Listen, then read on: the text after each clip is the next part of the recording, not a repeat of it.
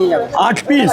রাজুদা বলছি ম্যানেজারের পোস্টটা খালি আছে, আমি একটু চাকরি চাইছি, আমার পয়সা আসছে না না দাদা, তুমি লাগে আমি তোমাকে মাসে একটা গড় অ্যাভারেজ দিচ্ছি, তবে ম্যানেজার হলো তখন তোমাকে কেনার জন্য হাজারো লোক এখানে দাঁড়িয়ে থাকবে।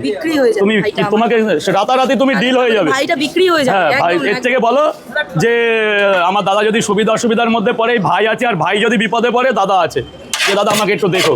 কিন্তু আমার ম্যানেজার দয়া করে হয়েও না, রাত্রেবেলা টাকার বস্তা নিয়ে তোমার বাড়িতে লোক দাঁড়িয়ে থাকবে, মানে বাড়ির সামনে থেকে তুমি বেরোতে পারবে না টাকার গন্ধ।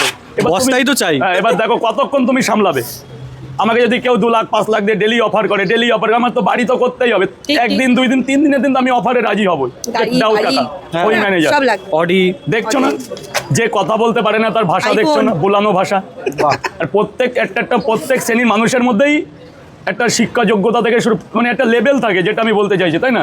আমি পরোটাল, আমার পরোটার লেভেল। আমি যদি এখন 5 তলার মানে সাহেবের ভাবনি হবে দাদা, বেঁচে এসেছি চিরকাল পরোটার পান্তা খেয়েছি, এখন যদি চিকেন পেয়ে আমি মহান সেজে যাই, হবে না, চলবে না। এটা হুট করে মিষ্টি দিকে ঢুকে দিল, চিকেন নিয়ে এসছে বলে। না, নো কন্ট্রোভার্সি। দিদি এসছে আমার সৌভাগ্য। স্যার 8 পিস একটু দাঁড়ান, একদম নিউ তরকারি এসে গেছে বাড়ি থেকে, বাড়ির লোক নিয়ে আসলো, এক্ষুনি করে দিচ্ছে। এখানে দাঁড়ান স্যার প্লিজ। আজকে রাজুদা সকালবেলা এতটাই কেরেজ, মানে প্রথম লটের তরকারি কিন্তু নেমে যাবে।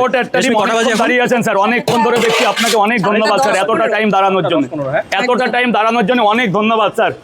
কোনদিন দিদি দোকানে এত তাড়াতাড়ি তরকারি শেষ হবে? দিদি আস্তে আস্তে আর কি বললে? একটা পেঁয়াজ দেবো না? 12টায় খুলে 30 টাকা স্যার, 30 টাকা। উঠোতে হলে হবে না, 12:30টার মধ্যে শেষ হবে। তাহলে ভেতরে যান। ঠিক ঠিক ঠিক। এই স্টকটা চাই আমরা। স্যার বলুন স্যার। তোমরা শুভকামনা 3 জায়গায় 2টো করে এই মুহূর্তে হবে না, গরম তরকারি। তোমাদের শুভকামনাতে এত দূর আসতে পেরেছি। আপনি একটু দাঁড়ান, তরকারি সেটাও পূর্ণ হয়ে গেল। খুব তাড়াতাড়ি। জিও 3টে পার্স